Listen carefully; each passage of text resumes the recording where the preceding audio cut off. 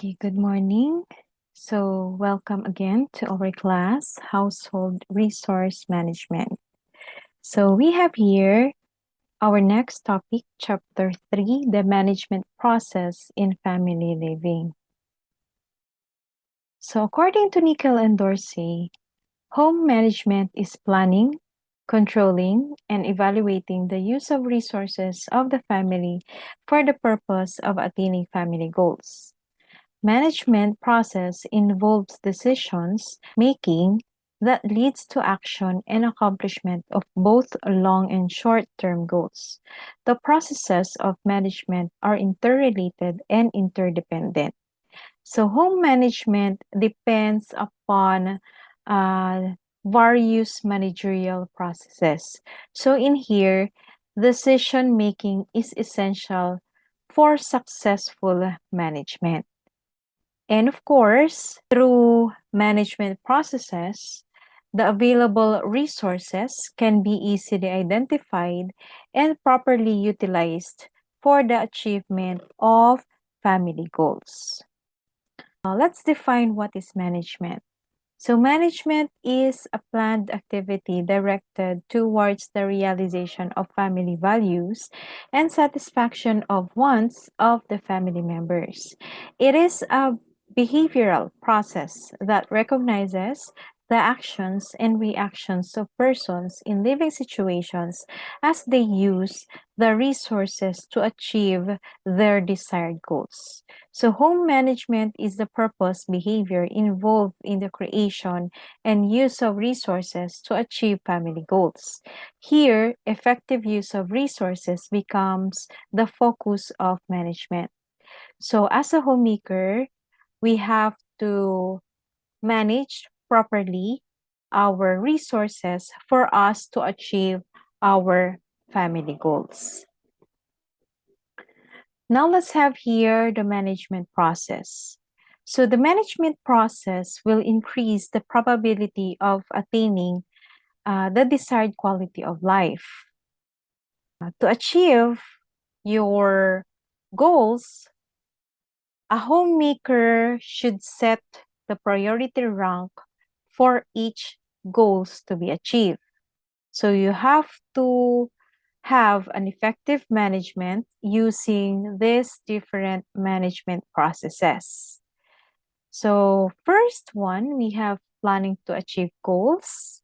So in here, you have to establish your goals, standards, in order for you to attain and determine the activities needed to reach the set goals. Next one is organizing for performance.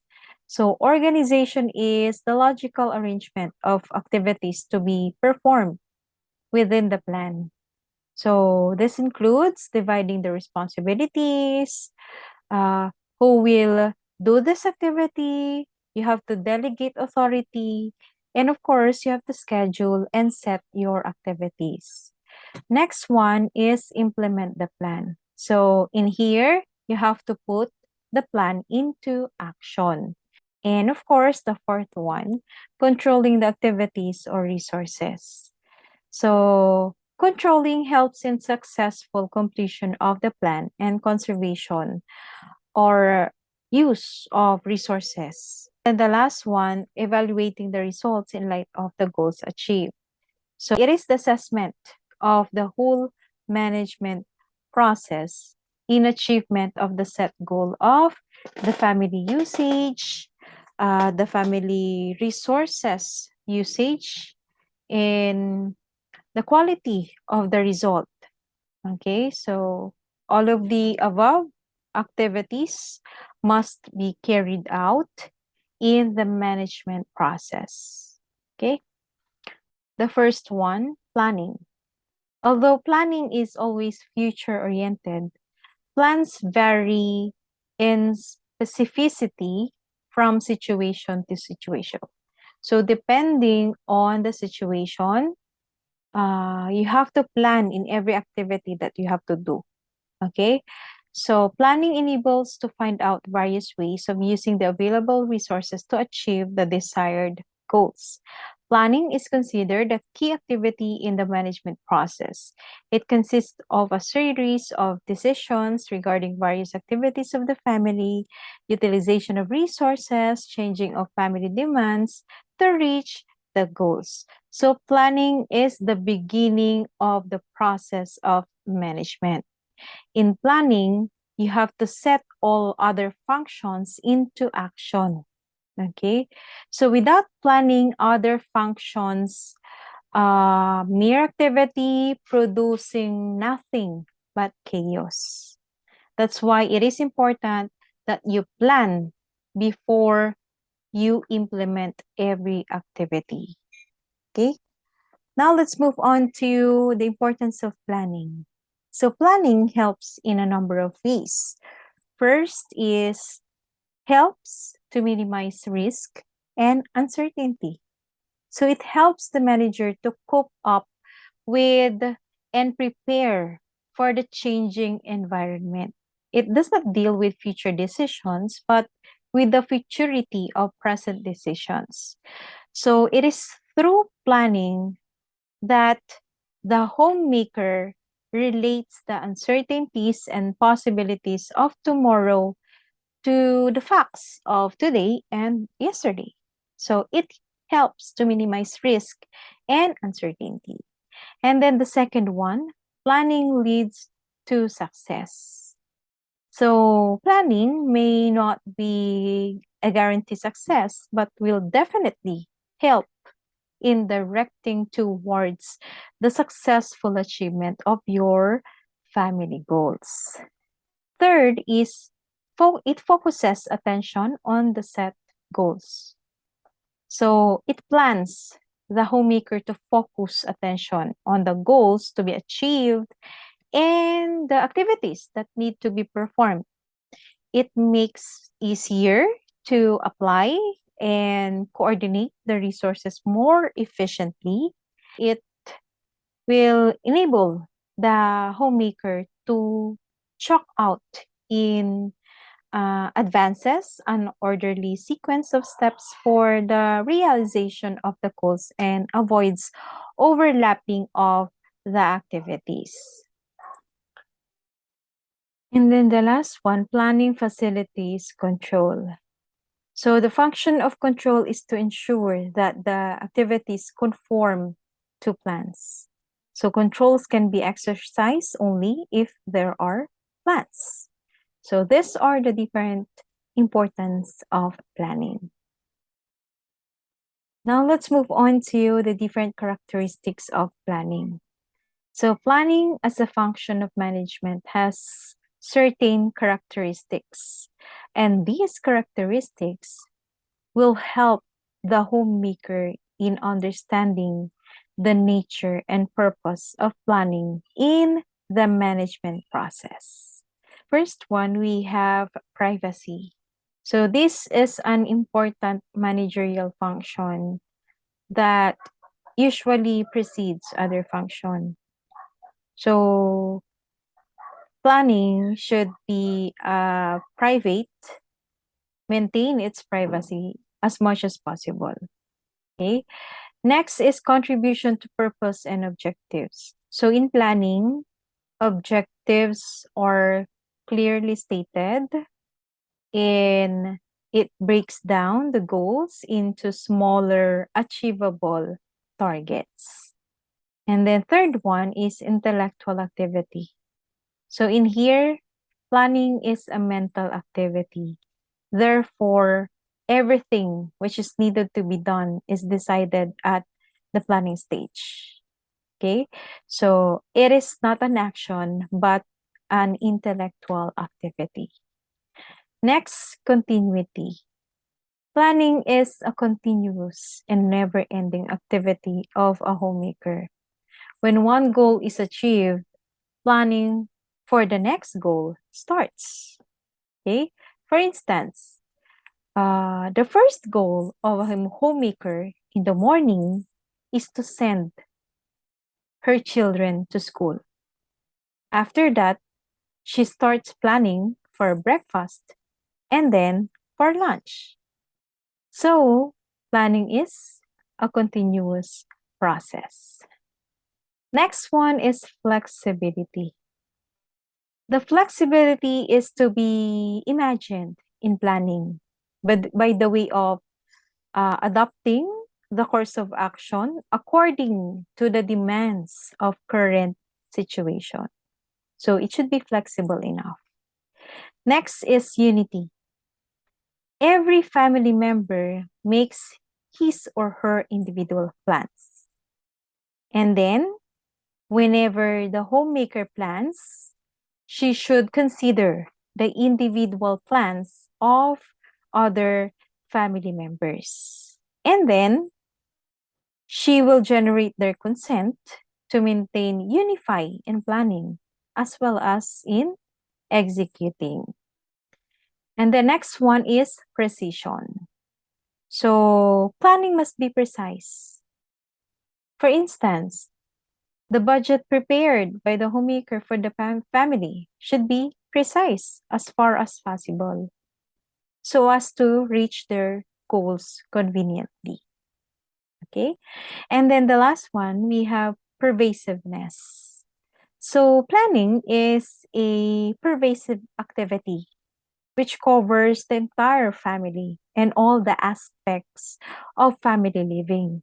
It is not exclusive responsibility of a homemaker alone. So in the family, each and every member should be directly involved in planning because it will affect the future of the family. Okay? Next, let's move on to the different types of plan. So the types of plans are viewed in terms of their uses and levels. So in terms of uses, we have single-use plan, and we also have the repeat use or standing plans. When we say single-use plans, as their name implies, these are plans which are used only once. For instance, the plan of in planning your wedding, okay, of a certain family member. That's a single-use plan, okay? And while the repeat use or standing plans, as the word implies, these are plans that were designed to be used over and over again. So this is similar to having a routine. And then another one, we have the levels. So this is another way of classifying plans. So we have here under levels, we have master planning, operational planning, and day-to-day planning. So when it comes to master planning, this is the overall plan.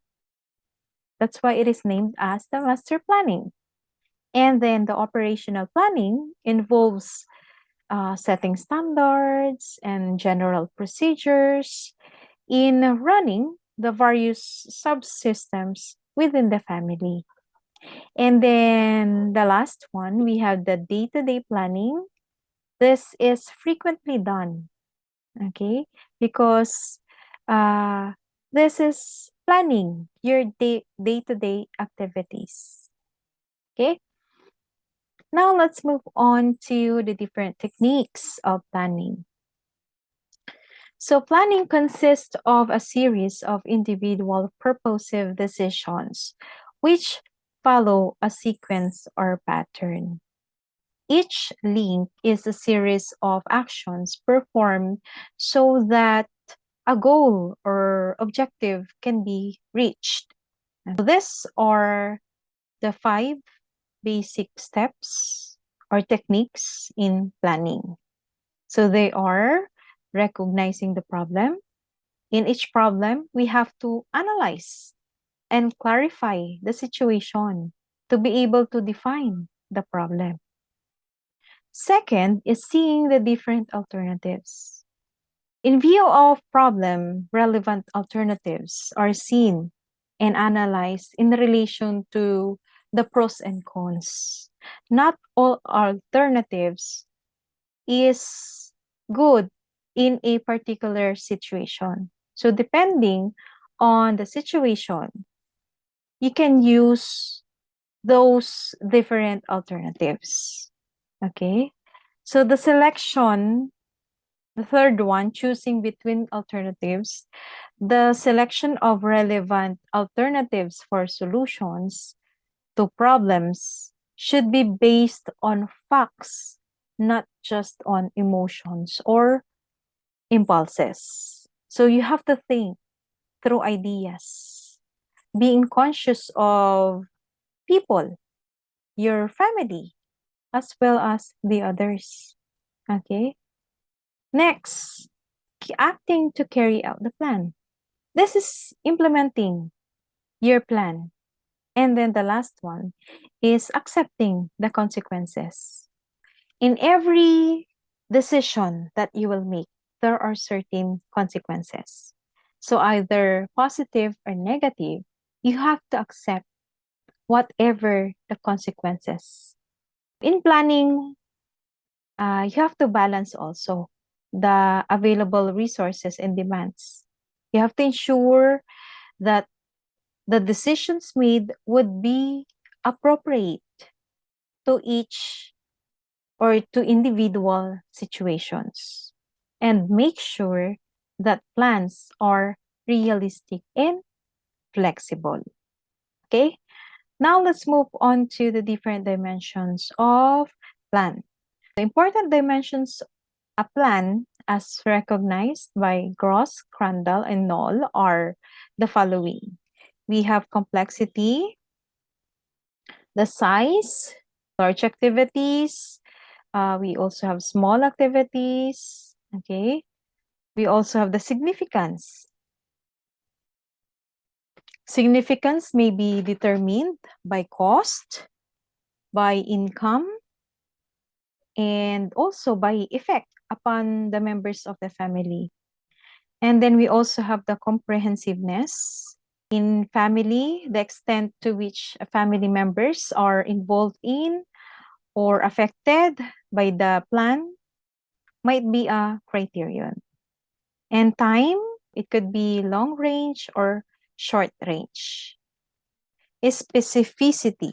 This is the extent to which the parts of a plan are considered in general terms. Okay? And then we also have the completeness. This is a complete plan, which includes all the necessary components. Okay? And then flexibility. This refers to some parts of the plan which are subject to change. A flexible plan, as one in which the parts can be arranged in any order, should be flexible enough. And then the last one, we have the intensity. This is a number of plans generated over a specified period. Those are the different informations about planning.